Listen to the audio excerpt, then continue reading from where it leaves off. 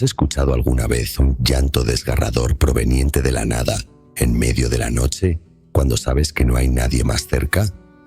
Un sonido tan profundo, tan lleno de angustia, que te hiela la sangre y te deja paralizado.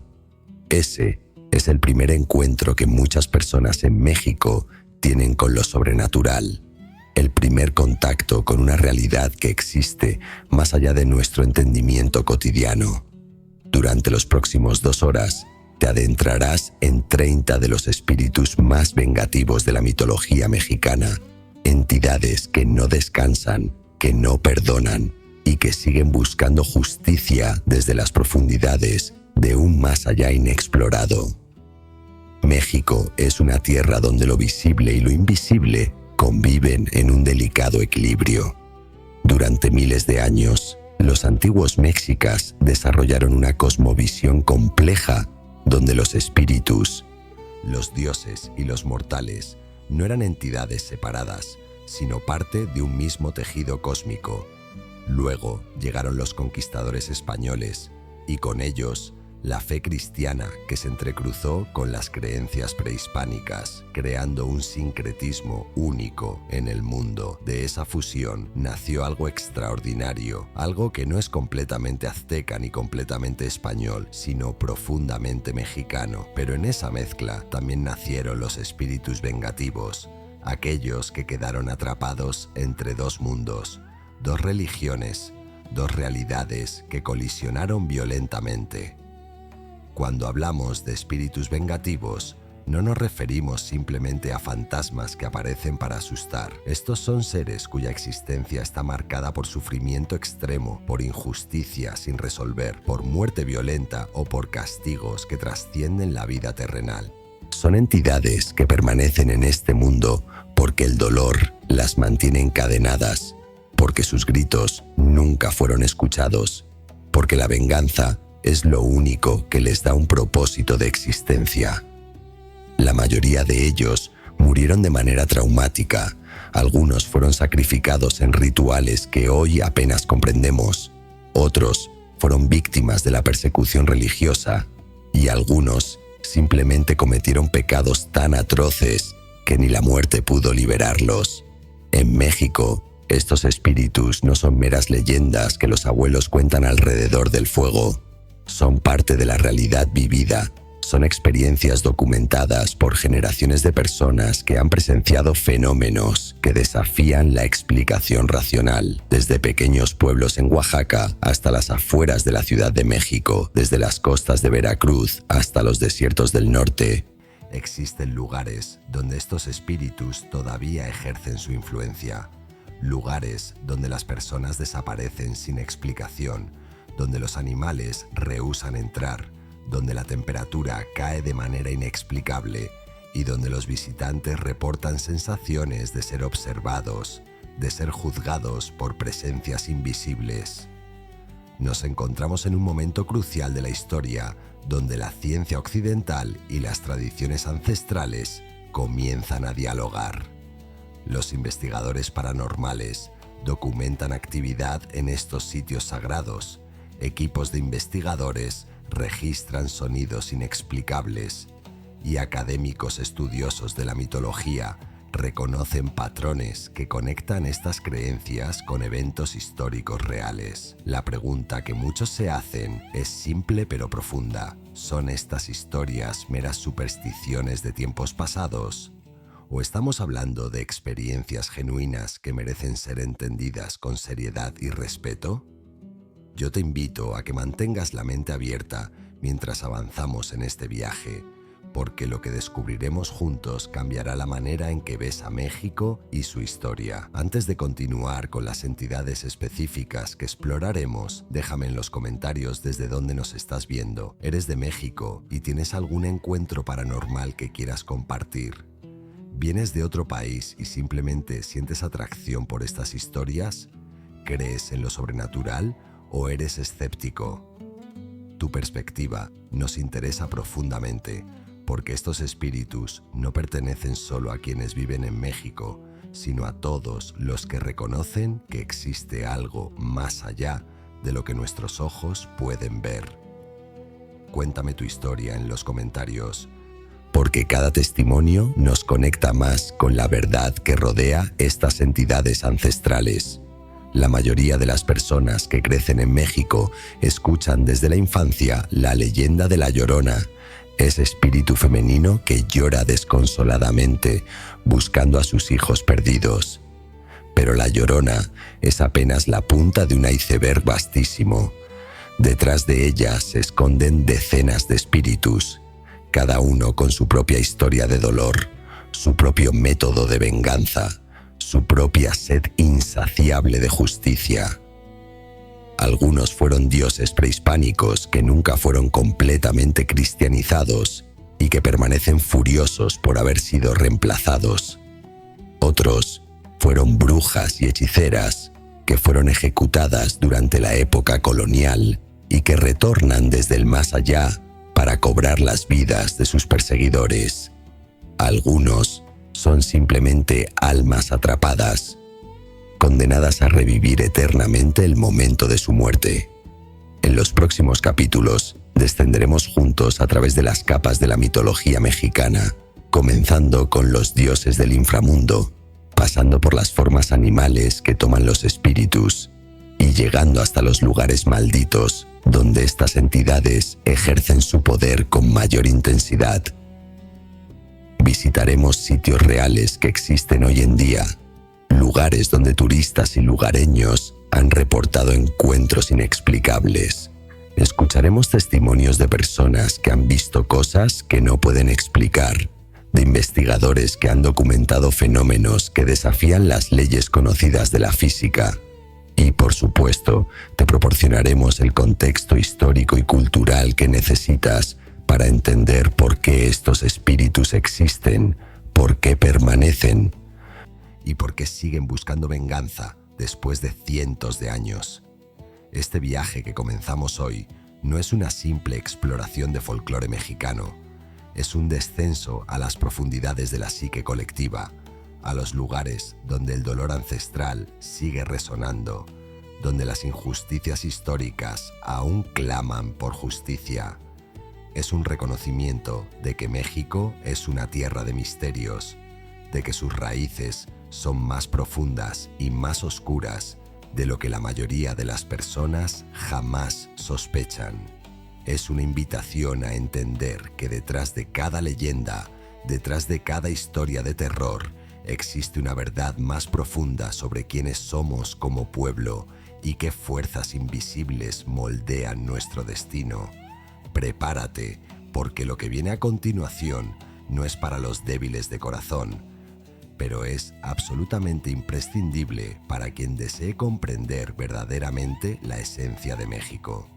Antes de que cualquier espíritu vengativo caminara por las tierras de México, antes de que la Llorona gritara en los ríos, antes incluso de que la sangre española se mezclara con la sangre mexica, existían los dioses del inframundo. Estos no eran simplemente deidades, sino fuerzas cósmicas que gobernaban el más allá, que decidían los destinos de los muertos, que presidían los rituales que mantenían el equilibrio entre los mundos viviente y el de los espíritus. El más poderoso de todos ellos era Mictlantecutli, el Señor de la Muerte, cuyo nombre en náhuatl significa literalmente el que vive en el lugar de los muertos. Su imagen es una de las más aterradoras de toda la mitología prehispánica, un esqueleto envuelto en trapos de funeral, con los ojos vacíos mirando eternamente hacia la nada, sus manos extendidas como si estuviera esperando recibir infinitas almas. Mictlantecutli no era un dios malvado en el sentido que nosotros entendemos en la tradición cristiana occidental. Era más bien un dios necesario, una fuerza fundamental que mantenía el orden cósmico. Los mexicas comprendían que la muerte era parte del ciclo natural, que era tan importante como el nacimiento, que ambas estaban intrínsecamente conectadas en el tejido mismo de la existencia. Sin embargo, Mictlantecutli era también implacable, inexorable, sin misericordia. Una vez que una persona entraba en su dominio, ya no había retorno, ya no había escape, solo la eternidad en el Mictlán, el inframundo mexica. Su consorte era Mictecacihuatl, la señora de los muertos, una diosa igualmente poderosa que vigilaba a las mujeres que morían en el parto, honradas como guerreras en la cosmología azteca. El viaje hacia el Mictlán no era simple ni rápido. Según la mitología mexica, existían 9 capas diferentes de inframundo, cada una con sus propios desafíos, sus propias pruebas, sus propios guardianes. En la primera capa, el muerto debía cruzar un río mientras 2 perros lo vigilaban. En la segunda, enfrentaba montañas que se chocaban una contra la otra, amenazando con aplastarlo. En la tercera capa, había un viento helado tan feroz que podía desgarrar la carne de los huesos. En la cuarta capa, el muerto era golpeado por proyectiles de obsidiana. La quinta capa presentaba un campo donde crecían cactus afilados como navajas. La sexta capa estaba llena de depredadores hambrientos que buscaban devorar cualquier alma que pasara por allí. La séptima capa era un desierto árido donde el muerto moría de sed. La octava capa era un lugar de vientos helados, donde el frío era tan intenso que congelaba incluso el fuego. Y finalmente, la novena capa era el Mictlán mismo, el lugar donde Mictlantecutli reinaba con su poder absoluto sobre los muertos. Pero aquí es donde la historia se vuelve verdaderamente interesante para nuestro propósito. No todos los muertos llegaban al Mictlán de la misma manera. Los mexicas creían que el destino del muerto dependía de cómo había muerto y de quién era la persona. Los guerreros que morían en batalla o en sacrificio iban a un lugar especial llamado Omeyocan, donde se convertían en compañeros del sol. Las mujeres que morían en parto tenían un destino comparable, siendo honradas como guerreras que habían caído en batalla. Los niños pequeños iban a un lugar de descanso especial, pero las personas que morían de muerte común, de enfermedad, de vejez, esas sí enfrentaban el tortuoso viaje a través de las 9 capas del Mictlán, y si durante este viaje comían o bebían cualquier cosa que Mictlantecutli les ofreciera, quedaban atrapados en su dominio para siempre, convertidos en servidores del dios de la muerte. Lo crucial para entender la venganza de estos espíritus es comprender que, en la cosmología mexica, la muerte violenta o el sacrificio no significaba el fin de la existencia de una persona. Por el contrario, su espíritu permanecía activo, vibrante, poderoso. Si esa persona había sido sacrificada injustamente, si había muerto en circunstancias traumáticas, su espíritu no descansaba en paz. Su espíritu buscaba regresar, buscaba comunicarse con el mundo de los vivos, buscaba cobrar venganza sobre quienes lo habían agraviado. El sacrificio humano en la mitología mexica no era un acto de barbarie ciega, como muchos historiadores occidentales lo han descrito, sino un reconocimiento de que ciertos individuos eran lo suficientemente poderosos para mantener el equilibrio del universo, incluso después de la muerte. Sin embargo, aquellos sacrificados sin honor, aquellos ejecutados injustamente, aquellos asesinados en circunstancias criminales, esos sí se convertían en espíritus vengativos. Mictecacihuatl, la señora de los muertos, tenía una función particular en la cosmología mexica. Mientras que Mictlantecutli presidía el inframundo como totalidad, ella tenía la capacidad de permitir que ciertos espíritus regresaran temporalmente al mundo de los vivos durante ciertas épocas del año. Esto es especialmente relevante durante lo que ahora conocemos como Día de Muertos, una festividad que tiene raíces tan profundas en la mitología prehispánica que ha sobrevivido más de 500 años de conquistadores, de prohibiciones religiosas, de intentos de erradicación cultural. Mictecacihuatl es quien abre las puertas entre mundos, quien permite que los espíritus de los ancestros regresen para visitar a sus seres queridos. Pero ella también es la guardiana que se asegura de que estos espíritus no se queden más allá de lo permitido, que no causen caos o venganza desenfrenada. En la época colonial, cuando los españoles y sus sacerdotes cristianos llegaron a México, encontraron una civilización cuya comprensión de la muerte y el más allá era tan profundamente enraizada que no pudieron erradicarla, sin importar cuánto lo intentaran. La Iglesia Católica intentó reemplazar a Mictlantecutli con el concepto del infierno cristiano, intentó demonizar a los dioses prehispánicos, intentó borrar toda vestigio de la cosmología mexica, pero la fe de la gente era demasiado fuerte. En su lugar ocurrió algo fascinante, un sincretismo profundo donde los antiguos dioses del inframundo se fusionaron con las ideas cristianas de demonio, de castigo eternal, de purgatorio. Mictlantecutli no desapareció, simplemente cambió su forma, se adaptó, se convirtió en parte de una nueva realidad religiosa, donde lo antiguo y lo nuevo convivían en una tensión perpetua. Esta tensión es crucial para entender por qué México es tan diferente de otros países latinoamericanos, por qué aquí el contacto con lo sobrenatural es tan común, por qué los espíritus vengativos tienen un lugar tan permanente en la cultura contemporánea. En otras regiones conquistadas por España, la religión indígena fue destruida o relegada a la clandestinidad. Pero en México, la religión indígena fue absorbida, transformada, integrada. Los templos prehispánicos fueron convertidos en iglesias católicas, los dioses antiguos fueron asociados con santos cristianos, las festividades prehispánicas fueron renombradas pero nunca verdaderamente abandonadas. Esta coexistencia de dos sistemas de creencias ha creado un ambiente espiritual único, donde lo antiguo y lo nuevo constantemente interactúan, donde Mictlantecutli y Cristo comparten el mismo espacio, donde los espíritus vengativos del pasado prehispánico y los conceptos demonológicos cristianos se entrelazan de manera inextricable. Si existe una entidad que encarna el sufrimiento eterno de México, una criatura que representa la fusión perfecta entre la tragedia prehispánica y la violencia colonial, esa es La Llorona. Su nombre es casi un susurro, casi una advertencia, casi una maldición.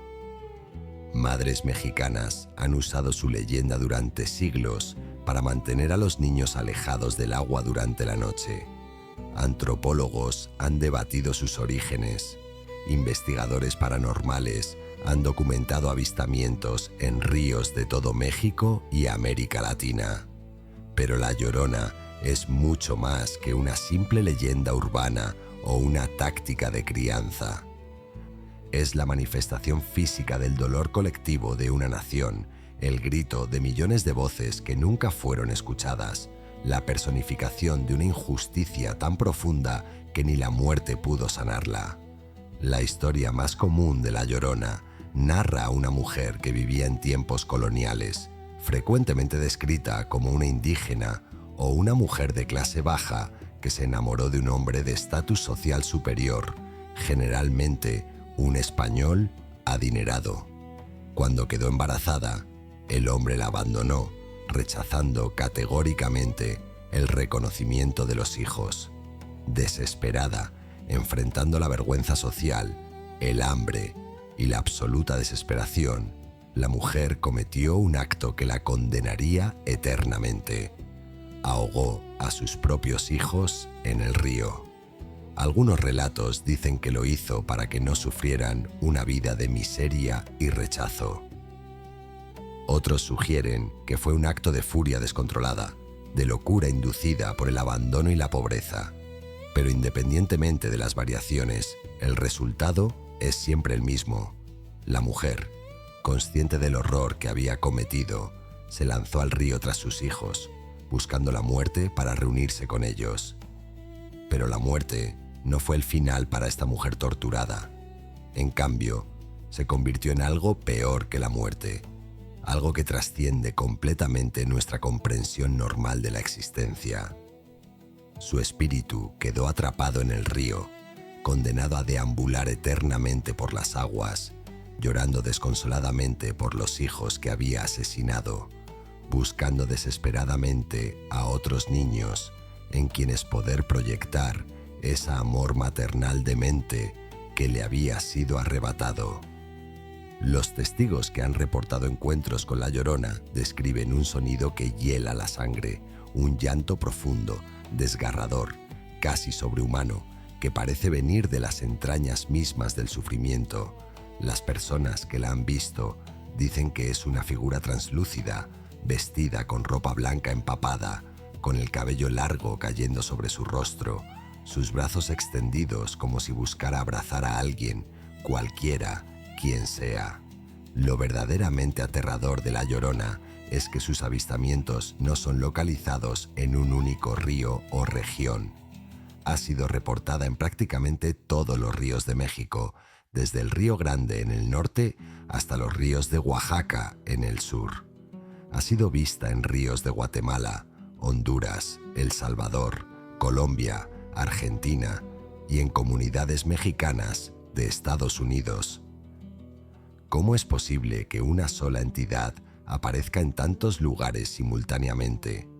Algunos investigadores sugieren que no se trata de una única Llorona, sino de múltiples manifestaciones de la misma tragedia, espíritus diferentes de mujeres diferentes que cometieron actos similares o que sufrieron traumas análogos, todas ellas condenadas a la misma existencia de llanto eterno. Otros proponen que la Llorona posee una capacidad sobrenatural de movimiento que va más allá de nuestra comprensión física, que puede materializar su esencia en múltiples lugares cuando sus emociones llegan a cierto punto de intensidad. En diferentes regiones de México existen variantes locales de la leyenda que ofrecen pistas fascinantes sobre sus verdaderos orígenes. En algunas partes de Jalisco, la Llorona es descrita como la Malinche, la compañera indígena de Cortés que algunas tradiciones afirman ayudó en la conquista de México. En otras regiones es relacionada con la diosa prehispánica Cihuacóatl, la mujer serpiente que, según la mitología azteca, vagaba por las calles de Tenochtitlán llorando y gritando advertencias de desastre. En pueblos oaxaqueños hay historias de la Llorona que la conectan con mujeres indígenas que fueron violadas por soldados españoles durante la conquista. En la Ciudad de México existen reportes que sugieren que la Llorona fue vista en el río Consulado durante el siglo XIX. Cada una de estas variantes revela capas diferentes de trauma histórico, de violencia colonial, de injusticias que nunca fueron reparadas. Los testigos de encuentros con la Llorona reportan experiencias que van desde lo perturbador hasta lo absolutamente aterrador. Muchos describen haber escuchado su llanto desde distancias imposibles, sonidos que parecen venir simultáneamente de múltiples direcciones. Algunos relatan haber visto a niños desaparecidos cerca de ríos después de escuchar su voz. Otros hablan de haber experimentado una sensación irresistible de ser atraídos hacia el agua, como si una fuerza invisible los empujara hacia su muerte. Hay reportes de personas que han visto a la Llorona en persona, describiendo un rostro de una belleza perturbadora mezclada con un sufrimiento tan absoluto que vieron el rostro durante solo segundos y pasaron semanas recuperándose del trauma psicológico. En comunidades rurales de México existen advertencias específicas. Los niños no deben jugar cerca del agua después del anochecer. No deben provocar a la Llorona. No deben ignorar sus advertencias. Lo que hace a la Llorona única entre todas las entidades sobrenaturales que exploraremos en este viaje es que su existencia representa un punto de ruptura entre dos mundos, dos épocas, dos sistemas de valores que colisionaron violentamente. Ella es tanto víctima como verdugo, tanto ofendida como ofensora. Es el resultado de injusticias sistemáticas que convirtieron a una mujer ordinaria en un monstruo. Es la manifestación de lo que sucede cuando la desesperación alcanza un punto de no retorno, cuando la sociedad rechaza tan completamente a alguien que ese alguien se convierte en algo más que humano. En cierto sentido, La Llorona es el espejo más oscuro de la sociedad mexicana, reflejando las tragedias que preferiríamos olvidar, las violencias que preferimos negar, las injusticias que preferimos minimizar. Aunque muchos consideran La Llorona como una simple leyenda que ya no tiene relevancia en el México moderno, los reportes de encuentros continúan llegando constantemente. En el año 2016, múltiples personas en la Ciudad de México reportaron haber visto a una figura vestida de blanco en el río Consulado. En 2019, turistas en San Antonio, Texas, reportaron haber escuchado el llanto desgarrador cerca del río San Antonio. En 2023, residentes de Guadalajara confirmaron avistamientos en el río Lerma. ¿Son estas historias prueba de que La Llorona realmente existe como entidad sobrenatural? ¿O son manifestaciones del trauma colectivo mexicano que continúa expresándose a través de estas historias? Quizás la respuesta no es una u otra, sino ambas simultáneamente, porque en México, donde lo histórico y lo mitológico se entrelazan de manera inextricable, la distinción entre lo real y lo legendario se vuelve borrosa. En las montañas de Oaxaca, en las selvas de Chiapas, en los bosques de Puebla, existe una creencia tan antigua que precede incluso a la escritura mexica. Es una creencia que ha sobrevivido la conquista, la colonización, la modernización y que aún hoy en día mantiene una influencia profunda en comunidades indígenas de todo México. Esta creencia es el nahualismo, el concepto de que cada persona posee un doble espiritual animal, una entidad que existe simultáneamente con el cuerpo físico y que comparte la vida, la salud y el destino de esa persona. El término náhuatl, náhuatl o nahual literalmente significa disfraz o lo que se disfraza, pero su significado es mucho más profundo y complejo de lo que esa simple traducción sugiere. El nahual no es simplemente un disfraz que una persona puede ponerse o quitarse a voluntad. Es una conexión mística, un vínculo espiritual que determinan el destino, que influencian las acciones, que conectan el mundo humano con el mundo de los espíritus y los animales. De acuerdo con la tradición prehispánica, cada persona nace ya conectada con su nahual, un animal específico que actúa como su protector, su guía, su compañero espiritual. Este vínculo es establecido generalmente en el momento del nacimiento y en algunas tradiciones está determinado por la fecha exacta del nacimiento según el calendario ritual mexica. No se trata de una elección consciente, sino de un destino cósmico. Una persona nacida bajo cierta fecha será conectada con un jaguar, otra con un águila, otra con un coyote, otra con un venado. Algunos nahuales son animales comunes, mientras que otros son criaturas mitológicas o espíritus de formas más ambiguas. El nahual actúa como una manifestación física del espíritu de una persona, una exteriorización de su esencia interior, una representación viviente de su propósito cósmico en el universo. Pero el nahualismo, en su forma más antigua, también es una disciplina, una práctica espiritual que requiere entrenamiento, dedicación y una comprensión profunda de las fuerzas sobrenaturales. En la época prehispánica, existían chamanes y sacerdotes específicamente entrenados en el arte del nahualismo, individuos que habían desarrollado la capacidad de separar conscientemente su espíritu de su cuerpo físico y proyectarse en la forma de su nahual. Estos practicantes podían recorrer grandes distancias en forma animal, podían ver en la oscuridad, podían comunicarse con otros espíritus, podían acceder a conocimientos ocultos. El nahualismo era considerado una disciplina sagrada, una forma de conectarse directamente con el poder de los dioses y las fuerzas de la naturaleza. Sin embargo, también era peligroso. Un nahual mal entrenado, un practicante que usaba sus poderes para el mal, se convertía en algo completamente diferente, una aberración, una entidad vengativa que combinaba los poderes espirituales del chamanismo con la maldad desenfrenada de una voluntad humana corrupta. La corrupción del nahualismo es donde surge el verdadero peligro, donde esta práctica antigua se convierte en una herramienta de terror y venganza. Cuando un brujo o un nahual malintencionado toma la decisión consciente de usar sus poderes para causar daño, cuando decide que su nahual no será un protector, sino un instrumento de venganza, entonces nacen las criaturas más aterradoras del folclore mexicano. Estos brujos vengadores pueden proyectar su nahual para atacar a sus enemigos, pueden causar enfermedad y muerte sin jamás poner un pie en la casa de sus víctimas, pueden sabotear cosechas, pueden causar que el ganado se enferme, pueden incluso provocar locura en aquellos que los han ofendido.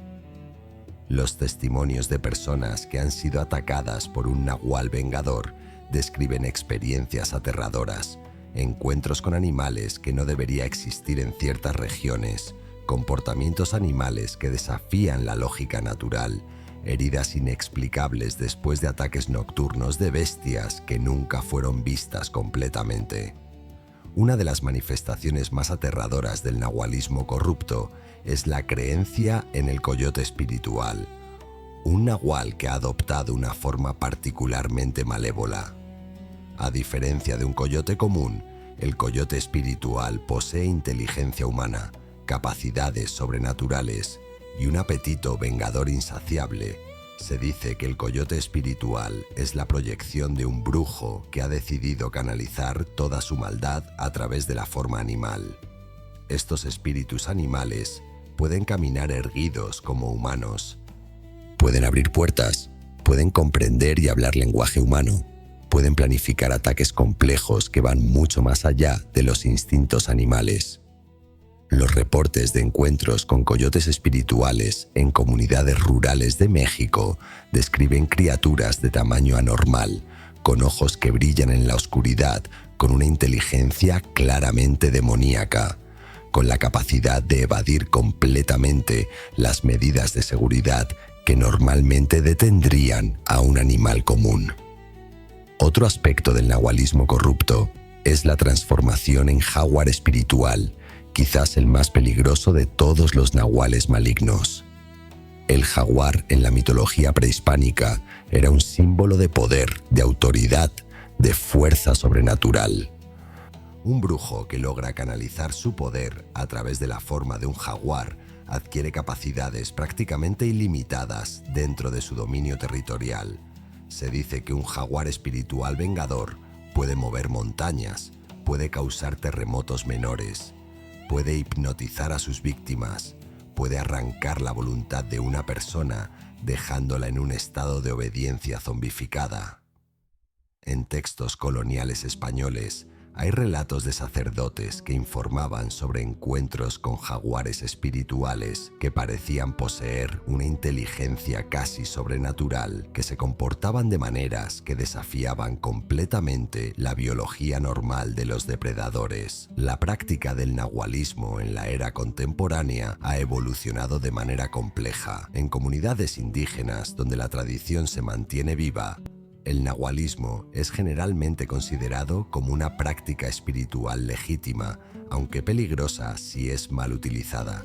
Sin embargo, en áreas más urbanizadas, el nahualismo ha adquirido connotaciones más claramente malévolas. Se habla de brujos urbanos que utilizan el nahualismo para vengarse de sus enemigos, de prácticas que combinan elementos prehispánicos con magia negra introducida durante la era colonial. En Internet existen relatos de personas que afirman haber sido atacadas por nahuales mientras vivían en la Ciudad de México, Guadalajara o Monterrey. Estos relatos describen encuentros con animales imposibles, sombras animales que aparecen y desaparecen sin explicación física, voces animales que hablan en lenguaje humano claro y comprensible. Lo fascinante acerca del nahualismo como fenómeno sobrenatural es que, a diferencia de la Llorona, que existe en un único espacio mitológico, el nahualismo opera en múltiples niveles simultáneamente.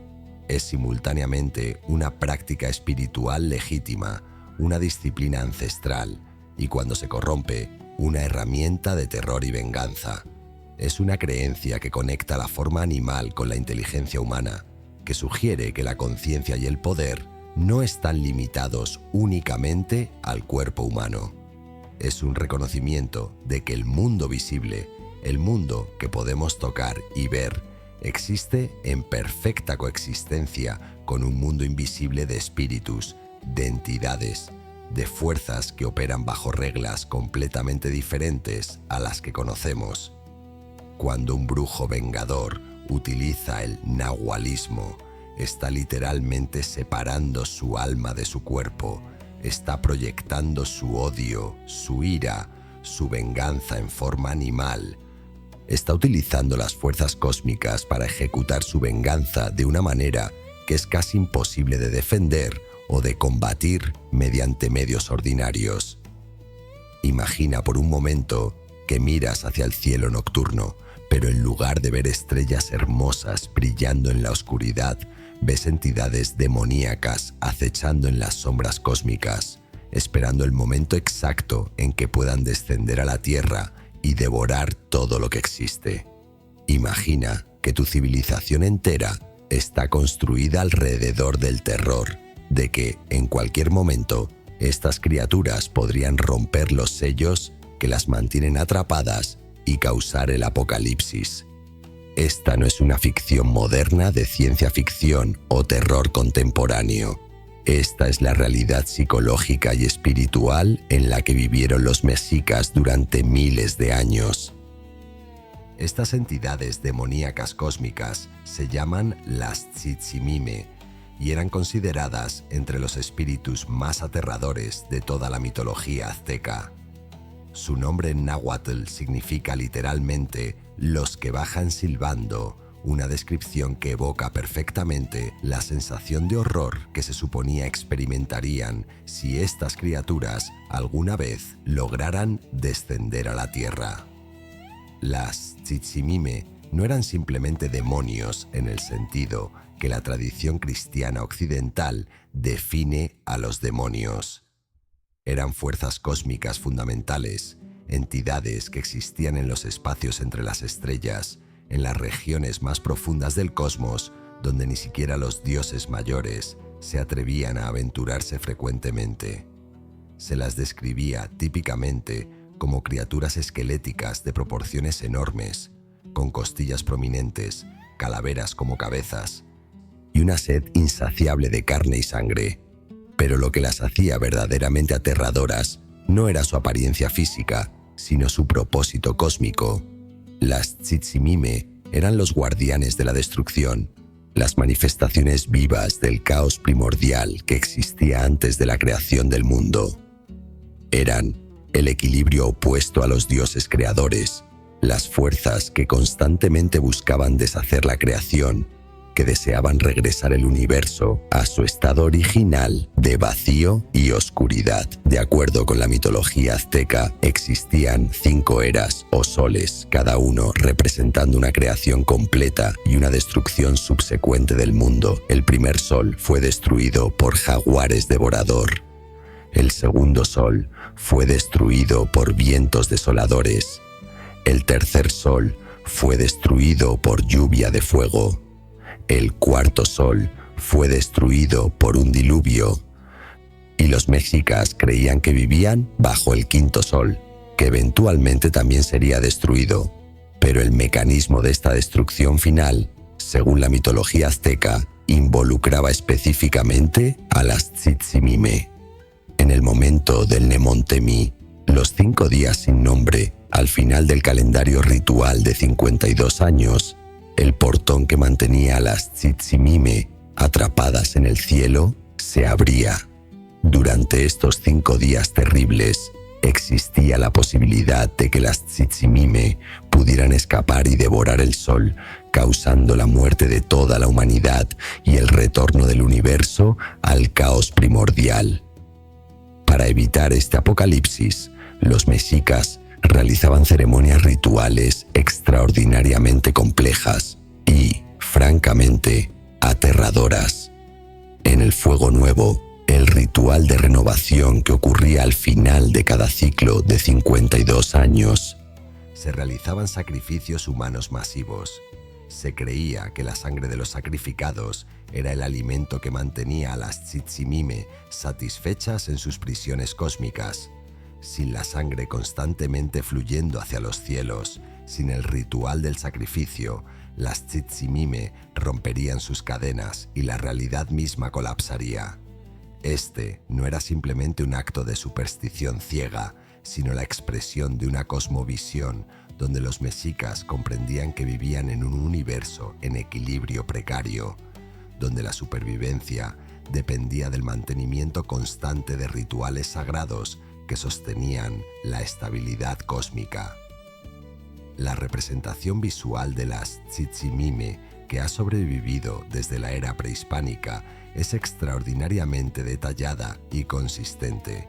En códices y arte mesoamericano aparecen como esqueletos descarnados con los ojos vacíos, las costillas pronunciadas de manera antinatural y generalmente envueltas en símbolos de movimiento que indican un descenso desde los cielos.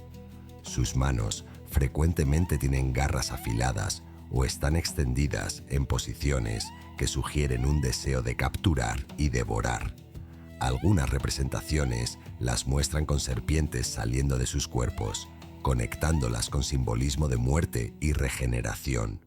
Otros símbolos asociados con las Tzitzimime incluyen la obsidiana, piedra considerada sagrada y peligrosa en la cosmología azteca, y ciertos glifos que representan el caos, la destrucción y el fin de los tiempos, lo que hace a las Tzitzimime particularmente relevante para nuestro estudio de espíritus vengativos es que, aunque en la mitología primaria son descritas como fuerzas cósmicas abstractas, existe una creencia secundaria de que almas humanas particularmente malévolas, después de la muerte, pueden conectarse con estas entidades, pueden ser absorbidas en su naturaleza demoníaca, pueden convertirse en extensiones de su poder destructivo. Se dice que las brujas más poderosas de la época prehispánica no solo practicaban el nahualismo, sino que intentaban alcanzar un contacto directo con las Tzitzimime, buscando obtener una porción de su poder cósmico. Si una bruja lograba este contacto, se creía que podía ejecutar maldiciones de una magnitud tan enorme que afectarían no solo a un individuo, sino a familias enteras, a aldeas completas, al mundo natural mismo. Durante la era colonial, cuando los españoles llegaron a México, el concepto de las Tzitzimime fue reinterpretado a través de la lente de la demonología cristiana. Los sacerdotes españoles vieron en estas criaturas una confirmación de su propia creencia en demonios celestiales, en Satanás y sus ejércitos malignos. En lugar de erradicar completamente la creencia en las Tzitzimime, simplemente las recontextualizaron dentro de la cosmología cristiana. Las Tzitzimime se convirtieron en los demonios cristianos, en los servidores de Satanás, en las fuerzas del mal que constantemente buscaban corromper almas. Este sincretismo fue sorprendentemente exitoso y el terror cósmico asociado con las Tzitzimime fue absorbido en la religión católica practicada en México. En algunos pueblos rurales, las representaciones de demonios en iconografía católica aún portan características que claramente se originaron de las Tzitzimime prehispánicas. En la época contemporánea, las Tzitzimime existen en un estado fascinante de semiolvido en la conciencia popular mexicana.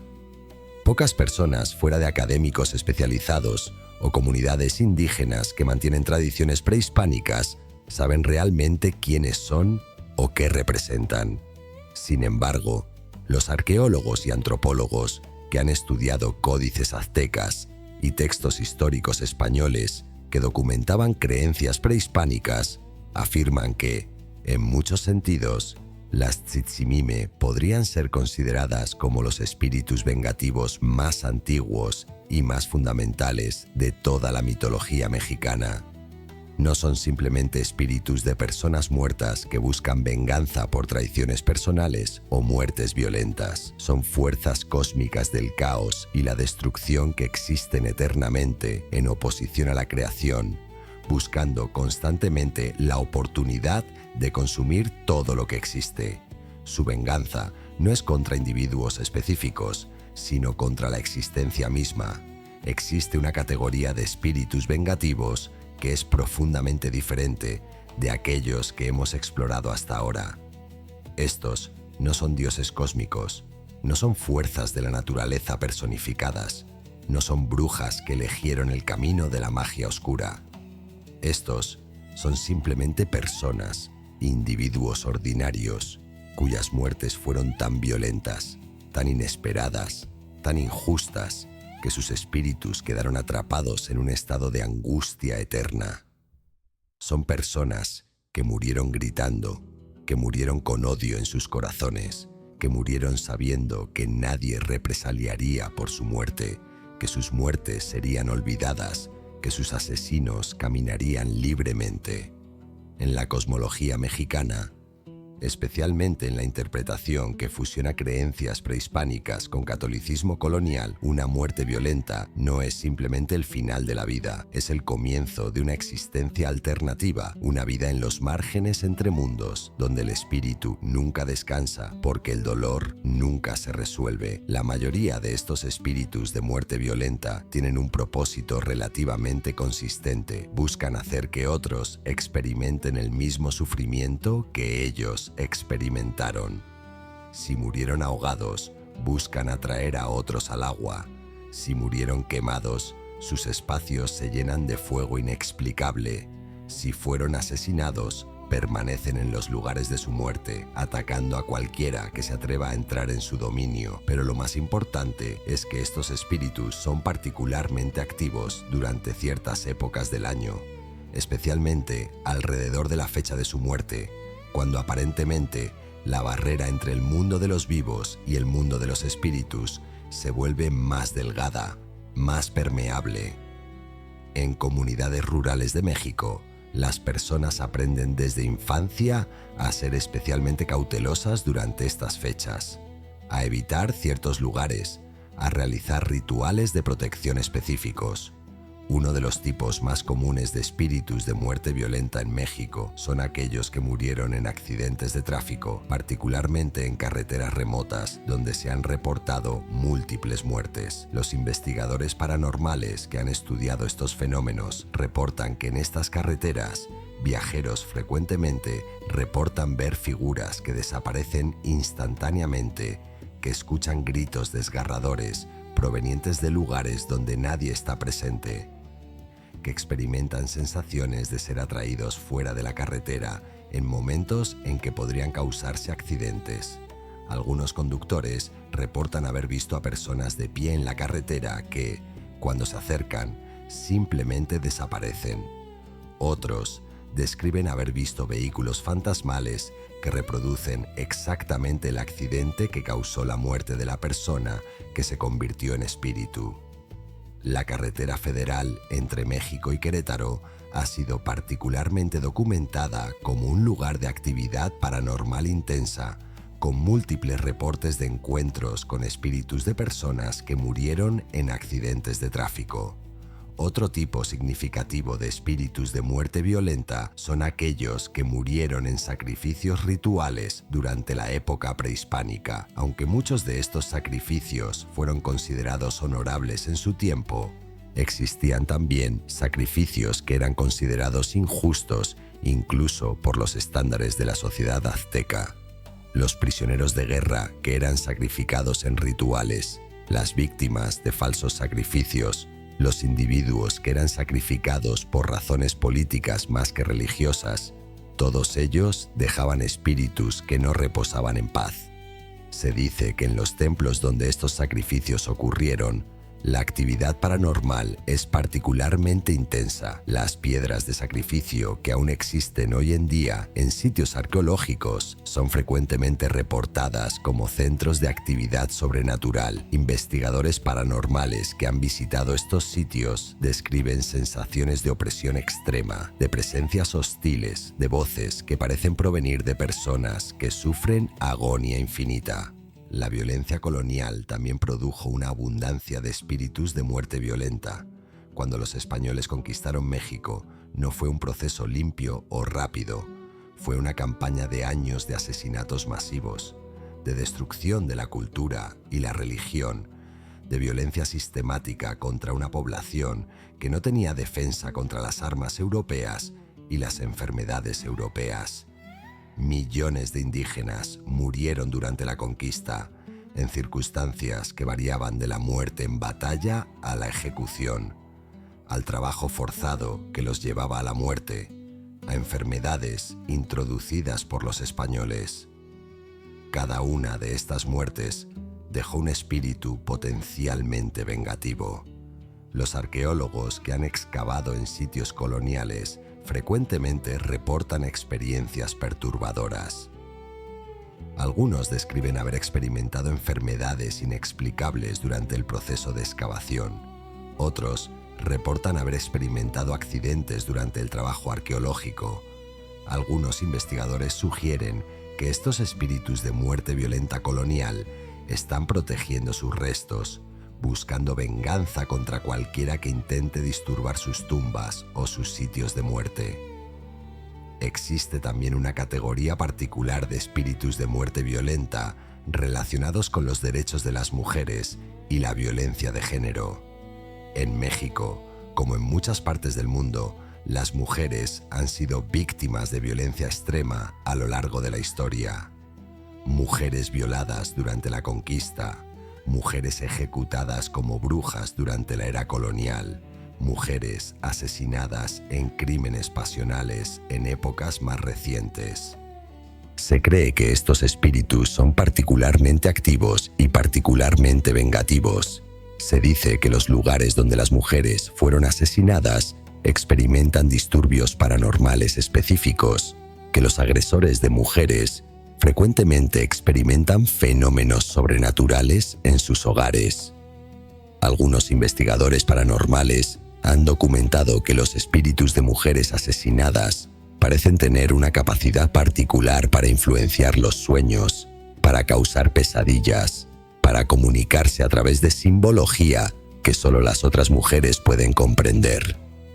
Un aspecto fascinante de los espíritus de muerte violenta en México es que frecuentemente no buscan venganza específicamente contra sus asesinos, sino una venganza más amplia contra la sociedad que permitió que sus muertes ocurrieran sin consecuencias. Si fueron asesinados por un criminal que fue ejecutado, su venganza no termina. Si fueron sacrificados en rituales considerados justos en su tiempo, su ira no se apacigua. Estos espíritus parecen haber alcanzado una conclusión cósmica de que la justicia humana, la justicia terrenal, es fundamentalmente insuficiente. En su lugar, buscan ejecutar una justicia espiritual, una venganza que trasciende las limitaciones de la ley mortal. Los investigadores paranormales que han estudiado estos fenómenos sugieren que estos espíritus pueden estar bajo la influencia de fuerzas demoníacas mayores, que su dolor puede haber sido canalizado por Tzitzimime u otras entidades cósmicas que se alimentan del sufrimiento humano. Lo que hace particularmente desgarrador el fenómeno de los espíritus de muerte violenta es que, en muchos sentidos, son víctimas incluso después de la muerte.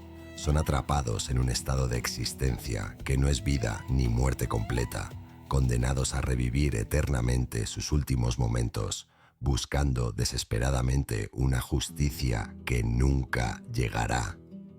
En comunidades donde estos espíritus son particularmente activos, los habitantes han desarrollado rituales sofisticados para apaciguar a estas entidades, para ofrecerles respeto, para comunicar que sus muertes son recordadas y honradas. Algunos pueblos realizan ceremonias especiales durante Día de Muertos específicamente para dice espíritus violentos, ofreciendo comida, bebida y, más importante, el reconocimiento de su sufrimiento y la validación de su dolor. En las montañas de Guerrero, en los pueblos apartados de Tlaxcala, en los valles olvidados de Michoacán, existe una tradición que se remonta a miles de años atrás. Es una tradición de poder, de conocimiento oculto, de capacidades que van más allá de lo que la ciencia occidental reconoce como posible. Esta es la tradición de la brujería mexicana, una práctica mágica que combina elementos de chamanismo prehispánico, conocimiento botánico ancestral, rituales de poder y, en muchos casos, una conexión deliberada con fuerzas demoníacas. A diferencia de la brujería europea, que fue perseguida por la Inquisición española, la brujería mexicana evolucionó de manera diferente. Fue absorbida en la cultura popular, fue integrada en los sistemas de curación comunitaria, fue reconocida como una realidad social, incluso por aquellos que la temían. Las brujas y hechiceras de México no son personajes ficticios de cuentos antiguos. Son presencias reales en la sociedad mexicana contemporánea, personas que poseen habilidades que van más allá de lo ordinario, individuos que practican artes que la mayoría de la población no comprende, pero universalmente respeta y teme. La brujería mexicana es profundamente diferente de la imagen que la cultura popular occidental ha creado de las brujas. No se trata de mujeres ancianas con verrugas, voladoras en escobas o practicantes de rituales satánicos al estilo de la persecución de Salem. La brujería mexicana es una disciplina seria, frecuentemente hereditaria, que se transmite de generación en generación dentro de familias específicas. Una bruja mexicana típicamente posee un conocimiento extremadamente profundo de botánica, de venenos, de plantas alucinógenas, de hierbas que pueden causar enfermedad o muerte. Pero más allá del conocimiento botánico, las brujas mexicanas poseen lo que muchos describen como un don sobrenatural, una capacidad de conectar con fuerzas que existen más allá del mundo material. Este don es frecuentemente descrito como algo con lo que se nace, algo que puede ser activado mediante el entrenamiento, pero que es esencialmente innato. Una de las brujas más documentadas de la mitología mexicana es la Tlahuelpuchi, una entidad que existe en un estado fronterizo entre bruja y vampiro. De acuerdo con la tradición indígena, la Tlahuelpuchi es una mujer que nace con una marca específica en su cuerpo, frecuentemente un tipo de lunar o marca de nacimiento que indica su naturaleza sobrenatural. Durante el día, la Tlahuelpuchi vive como una mujer ordinaria, puede casarse, puede tener hijos, puede funcionar normalmente en la sociedad, pero cuando cae la noche, especialmente durante ciertos días del mes lunar, ella experimenta una transformación. Su cuerpo se convierte en algo que trasciende lo humano, adquiere la capacidad de volar, su hambre se convierte en una necesidad fisiológica de beber sangre, particularmente la sangre de niños pequeños. Los reportes de encuentros con Tlahuelpuchi en comunidades de Puebla, Tlaxcala y Veracruz describen criaturas que pueden transformarse en animales diversos, que poseen una inteligencia sobrenatural, que son prácticamente imposibles de matar mediante medios ordinarios. Otro aspecto crucial de la brujería mexicana es la práctica del mal de ojo, una capacidad que se dice poseen algunas brujas de causar daño simplemente mirando a alguien. No se trata de una superstición sin base, sino de una práctica documentada que funciona a través de mecanismos que aún los investigadores paranormales no comprenden completamente. Una bruja que practica el mal de ojo puede causar enfermedades, puede hacer que una persona se marchite y muera, puede causar infertilidad, puede destruir la fortuna de un individuo o de una familia entera. Lo extraordinario acerca del mal de ojo es que funciona incluso cuando la persona no sabe que está siendo atacada, incluso cuando la bruja no ha realizado un ritual específico. Se dice que es simplemente una canalización de la energía negativa de la bruja hacia su objetivo. En comunidades rurales, donde la creencia en el mal de ojo es particularmente fuerte, las personas llevan amuletos de protección específicos, realizan rituales de limpieza periódicos y tienen extremo cuidado de no ofender a personas que se sospecha practican brujería. La categoría más peligrosa de brujas en México son aquellas que deliberadamente practican lo que se conoce como magia negra consciente. Estas no son brujas que heredaron sus poderes y que simplemente existen en un estado de ambigüedad moral. Estas son individuos que han tomado la decisión consciente de canalizar sus habilidades sobrenaturales hacia el mal, que buscan causar sufrimiento, que hacen pactos con entidades demoníacas para amplificar su poder. Se dice que estas brujas tienen la capacidad de crear maldiciones de una potencia extraordinaria, de enviar espíritus vengadores a atacar a sus enemigos, de influenciar eventos en el mundo físico de formas que desafían completamente la explicación racional. En la Ciudad de México y en otras grandes ciudades mexicanas existen reportes de personas que han buscado los servicios de estas brujas malintencionadas para obtener venganza contra sus enemigos. Algunos de estos reportes documentan resultados que son tan extraordinarios que incluso los investigadores escépticos encuentran difícil negarlos. La brujería mexicana también está íntimamente conectada con el concepto del chamán corrupto, el sanador que decide usar sus poderes para causar enfermedad en lugar de curarla.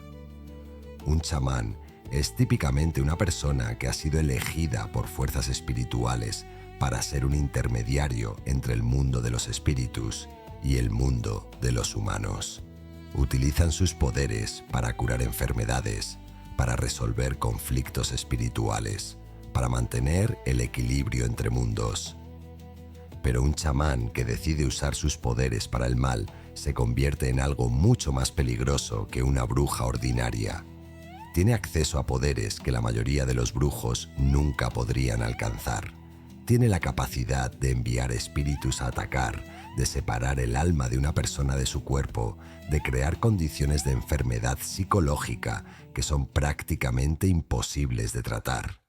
En comunidades indígenas de México existen historias de chamanes corruptos que han causado enfermedades epidémicas, que han destruido familias enteras, que han terrorizado pueblos completos. Lo que hace particularmente interesante la brujería mexicana en el contexto de espíritus vengativos es que frecuentemente, después de que una bruja muere, sus poderes no desaparecen completamente.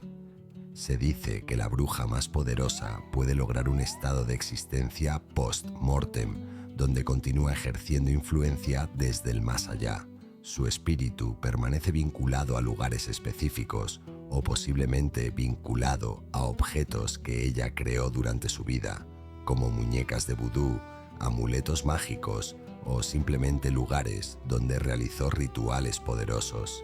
Investigadores paranormales que han visitado casas donde brujas particularmente poderosas vivieron frecuentemente reportan actividad paranormal extraordinaria, incluso décadas o siglos después de la muerte de la bruja. Los lugares donde estas brujas realizaban sus rituales frecuentemente se convierten en puntos de poder, donde la actividad paranormal es persistente y particularmente intensa. La relación entre la Iglesia Católica y la brujería mexicana es fascinante desde una perspectiva histórica. Durante la era colonial, la Inquisición intentó perseguir a los brujos y las brujas con la misma severidad que perseguía a los hechiceros en Europa. Sin embargo, la brujería mexicana fue mucho más exitosa en esconderse, en camuflarse, en adaptarse. Muchas brujas simplemente integraron sus prácticas con la religión católica, convirtiéndose en curanderas respetadas que afirmaban estar usando oraciones católicas y santos para curar.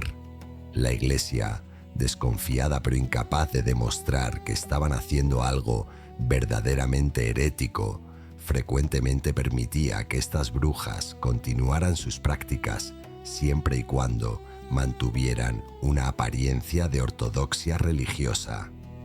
Esta coexistencia de brujería y catolicismo ha creado una situación única en México, donde la magia, la religión y la superstición conviven en un equilibrio delicado. Existe una verdad fundamental acerca de los espíritus vengativos que muchas personas no comprenden completamente. No están distribuidos uniformemente a través del territorio. Algunos lugares son imanes para la actividad paranormal, sitios donde la barrera entre el mundo de los vivos y el mundo de los espíritus es particularmente delgada, donde los espíritus vengativos convergen, donde la actividad sobrenatural es constante e intensificada. Estos son los lugares malditos de México, geografías del terror que han sido documentadas durante siglos, donde generaciones de personas han experimentado fenómenos que desafían la explicación racional. La pregunta más crucial es: ¿qué hace que estos lugares sean especiales? ¿Es la historia de violencia que ocurrió en ellos? ¿Es la geología del lugar? ¿Es algo más profundo, algo relacionado con las fuerzas cósmicas que los mexicas reconocían hace miles de años? La respuesta probablemente involucra todos estos factores en una combinación compleja que aún no comprendemos completamente.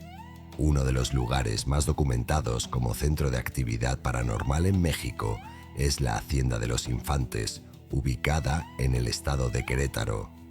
La hacienda fue construida durante la época colonial en el sitio de un antiguo templo prehispánico dedicado a una deidad desconocida. Durante la conquista española, miles de indígenas fueron asesinados en este sitio mientras intentaban defender su templo sagrado. Luego, la hacienda fue utilizada como lugar de torturas durante la era colonial, donde se realizaban interrogatorios brutales de personas sospechosas de herejía o de mantener creencias prehispánicas. Investigadores paranormales que han visitado la hacienda reportan presencias múltiples, voces que hablan en náhuatl, apariciones de figuras que parecen estar reviviendo constantemente los momentos de su muerte violenta. Los propietarios actuales de la hacienda reportan que ciertos cuartos son prácticamente inhabitables, que los animales se niegan a entrar en ellos, que los visitantes frecuentemente experimentan ataques de pánico inexplicables. Otro sitio particularmente maldito es el convento de Santa Catalina, ubicado en la ciudad de Oaxaca. Durante la era colonial, el convento fue un centro de control de la Inquisición española,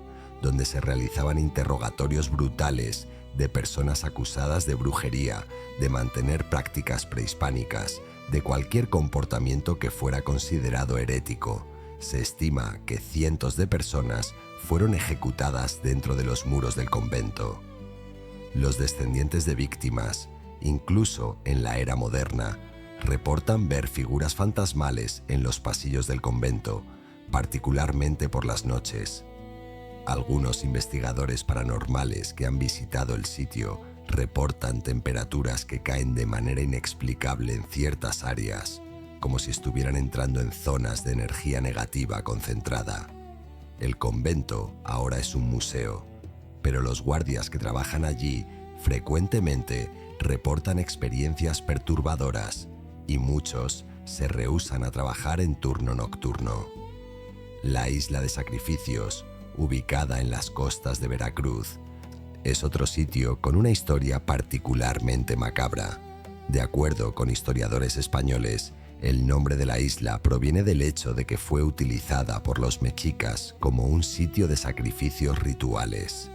Cientos, posiblemente miles de personas fueron sacrificadas en esta isla a lo largo de los siglos. Cuando los españoles llegaron, encontraron evidencia de miles de esqueletos, sangre antigua impregnada en las piedras, restos de rituales que habían ocurrido repetidamente durante siglos. La isla fue posteriormente prohibida por las autoridades españolas, considerada demasiado contaminada espiritualmente para permitir habitación.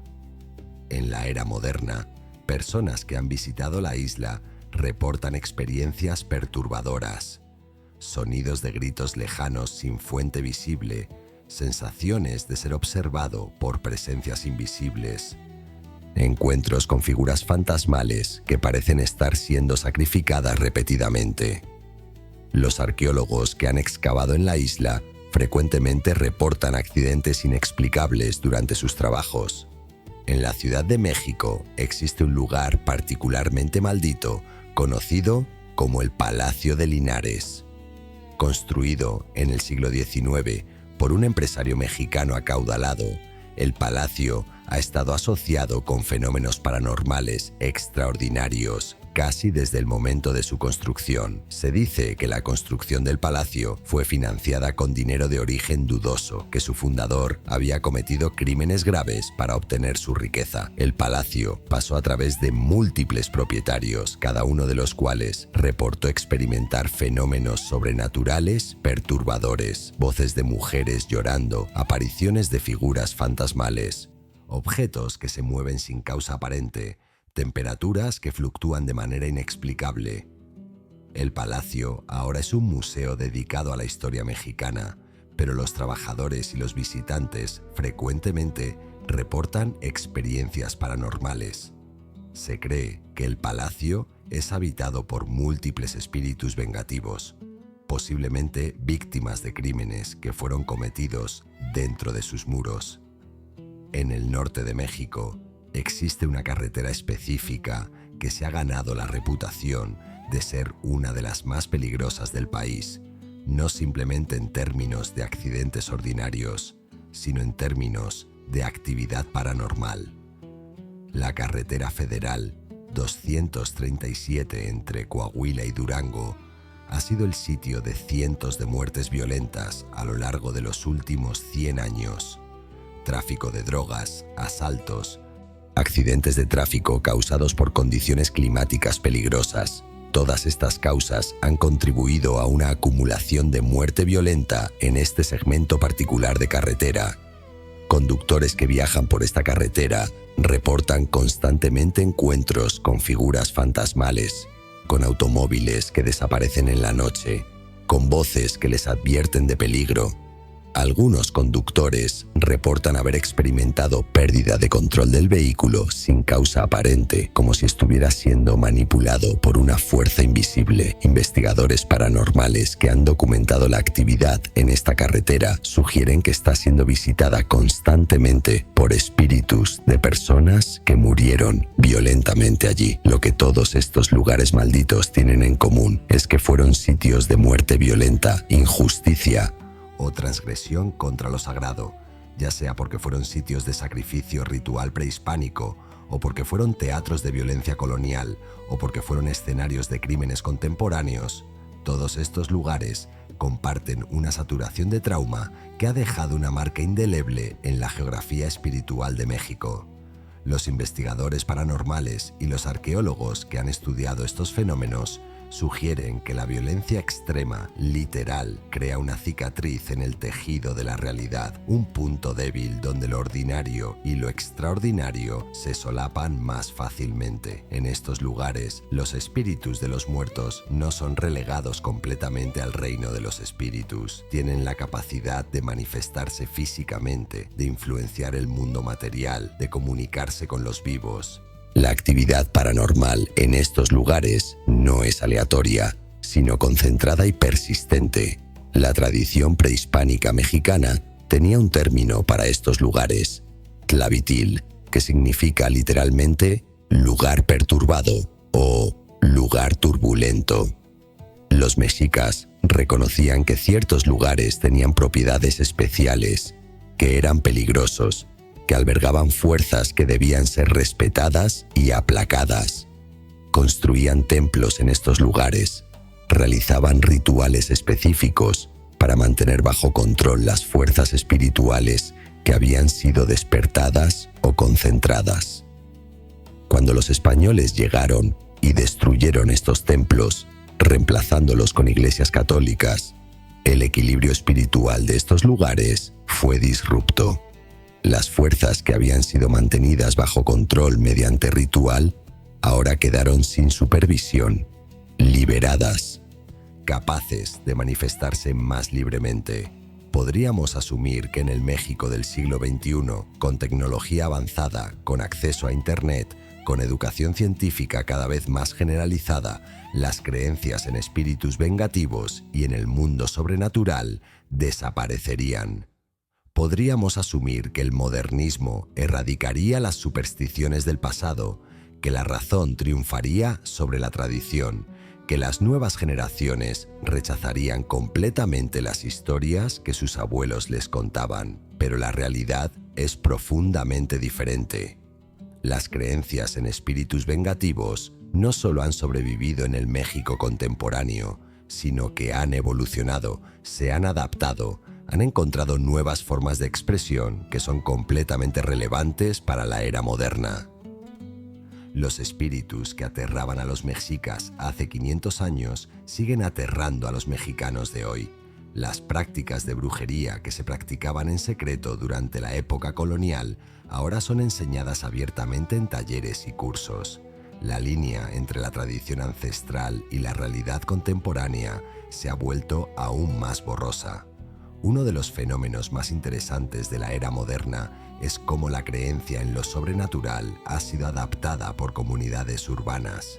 En la Ciudad de México, Guadalajara, Monterrey y otras grandes ciudades existen tiendas que venden explícitamente productos relacionados con brujería, con curación espiritual, con protección paranormal.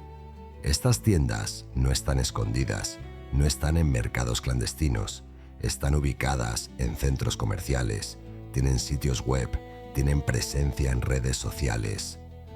La gente contemporánea de la ciudad compra amuletos de protección, velas mágicas, aceites esenciales para rituales, todo con la misma naturalidad con la que compraría cualquier otro producto. Esta comercialización de lo sobrenatural podría ser interpretada como una trivialización de creencias ancestrales, pero también podría ser interpretada como un reconocimiento de que estas creencias siguen siendo relevantes, que siguen siendo importantes, que la gente aún cree que necesita protección contra fuerzas sobrenaturales. Día de Muertos representa quizás el mejor ejemplo de cómo las creencias prehispánicas en espíritus vengativos y en la comunicación con el más allá han no solo sobrevivido, sino florecido en la era moderna.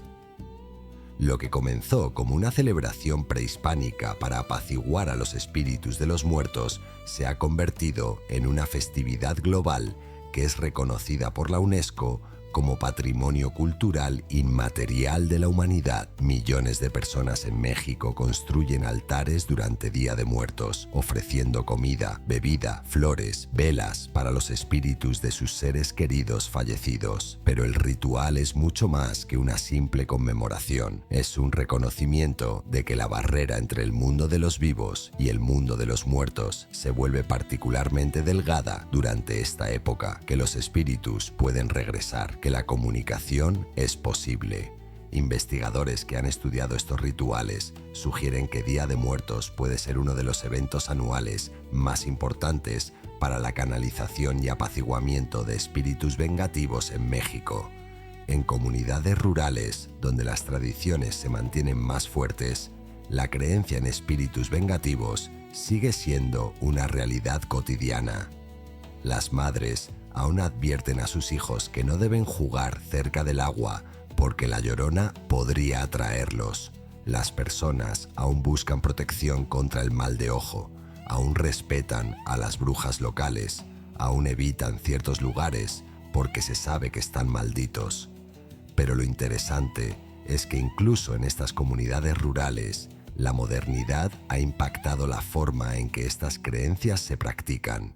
Ahora, las personas pueden buscar en Internet información sobre brujas, sobre espíritus, sobre rituales de protección. Pueden encontrar comunidades en línea de personas que comparten sus experiencias paranormales. Pueden documentar encuentros con espíritus utilizando teléfonos inteligentes y compartir estos videos en y redes sociales. Esta transformación digital de las creencias paranormales ha creado un fenómeno fascinante. La documentación de experiencias paranormales se ha vuelto posible de una manera que jamás lo fue antes. Personas que experimentan encuentros con La Llorona pueden grabar audio del llanto. Personas que son atacadas por espíritus pueden documentar los daños físicos. Personas que visitan lugares malditos pueden tomar fotografías que supuestamente muestran figuras fantasmales. Internet está lleno de estos videos, fotografías y testimonios. ¿Son estos auténticos? ¿Son manipulaciones? ¿Son personas experimentando verdaderos fenómenos paranormales, pero documentándolos de manera deficiente? Las preguntas permanecen sin respuesta clara, pero lo que es indudable es que la búsqueda de evidencia de lo sobrenatural se ha democratizado completamente. La religión católica mexicana también ha evolucionado para incorporar más completamente las creencias en lo sobrenatural. Aunque la Iglesia oficialmente rechaza muchas prácticas relacionadas con brujería y con comunicación con espíritus, en la práctica, muchos sacerdotes mexicanos han llegado a un tipo de acomodación con estas creencias. Algunos sacerdotes realizan bendiciones específicas para proteger casas de actividad paranormal. Algunos ofrecen servicios de exorcismo que están diseñados no solo para expulsar demonios cristianos, sino también para apaciguar espíritus vengativos prehispánicos. Algunos reconocen que el Día de Muertos, aunque tiene raíces paganas, es una expresión válida de fe católica. Esta adaptabilidad de la Iglesia ha permitido que las creencias prehispánicas sobrevivan dentro del marco de la religión católica, perpetuando así una tradición que probablemente habría sido completamente erradicada si hubiera sido enfrente de una resistencia religiosa más inflexible. Otro fenómeno moderno fascinante es el crecimiento del turismo paranormal. Investigadores paranormales y cazadores de fantasmas de todo el mundo ahora viajan a México específicamente para investigar lugares donde se sabe que ocurren fenómenos sobrenaturales. Se organizan tours paranormales en lugares malditos. Se realizan películas y documentales sobre espíritus mexicanos que son distribuidos globalmente. Esta exposición internacional de las creencias paranormales mexicanas ha tenido varios efectos. Por un lado, ha legitimado estas creencias a nivel global, permitiendo que personas de otras culturas comprendan que el fenómeno paranormal no es exclusivo de México, sino universal. Por otro lado, ha posiblemente trivializado aspectos profundos de la cultura mexicana, ha convertido tragedias históricas en entretenimiento turístico, ha reducido lo sagrado a lo sensacional. En las universidades mexicanas, los estudios sobre el fenómeno paranormal y sobre la mitología de espíritus vengativos se han vuelto cada vez más rigurosos. Académicos están escribiendo tesis doctorales sobre La Llorona, analizando su rol en la construcción de la identidad mexicana. Antropólogos están documentando prácticas de brujería contemporáneas en comunidades indígenas.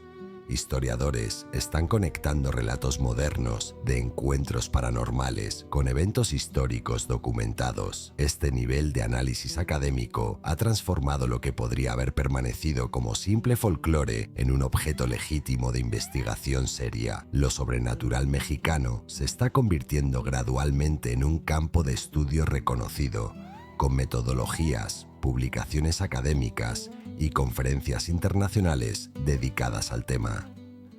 Quizás lo más significativo es que las nuevas generaciones de mexicanos, a pesar de vivir en la era de la tecnología, siguen manteniendo una conexión profunda con estas creencias ancestrales. Los adolescentes en la Ciudad de México siguen teniendo miedo de La Llorona. Los jóvenes adultos siguen buscando protección contra el mal de ojo. Las personas de todas las edades siguen respetando la autoridad de las brujas locales. siguen realizando rituales durante Día de Muertos, siguen evitando lugares que se sabe están malditos.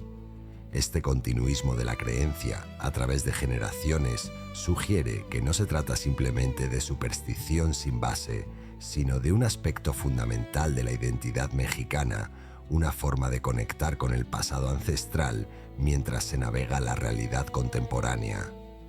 Durante las últimas 2 horas, hemos descendido juntos a través de los estratos más oscuros de la mitología mexicana. Hemos conocido a La Llorona, cuyo llanto resuena a través de siglos.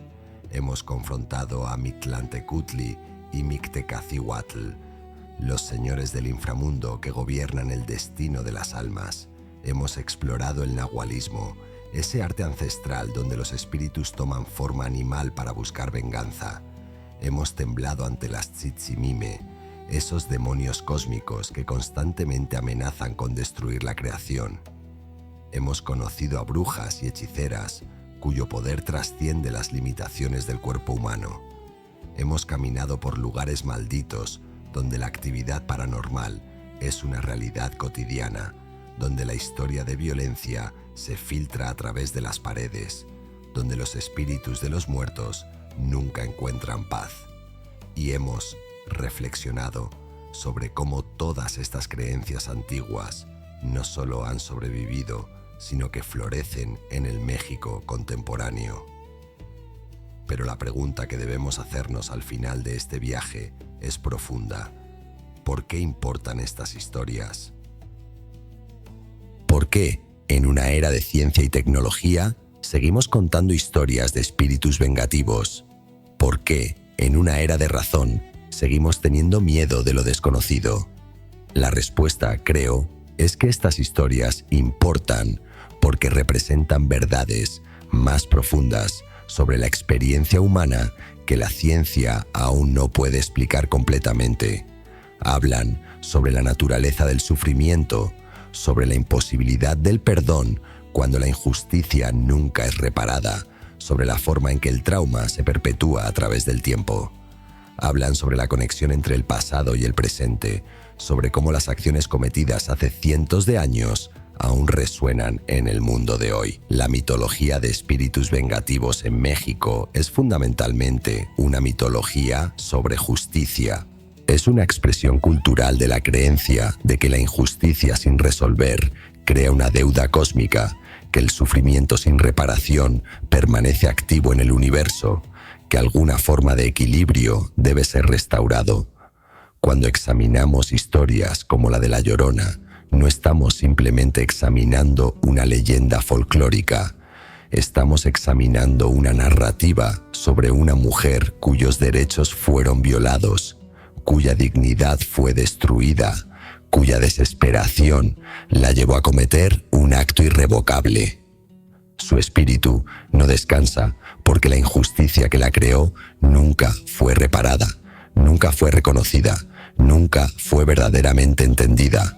En este sentido, La Llorona es un símbolo de todas las mujeres mexicanas cuyas historias fueron borradas, cuyos sufrimientos fueron ignorados, cuya existencia fue negada por la historia oficial.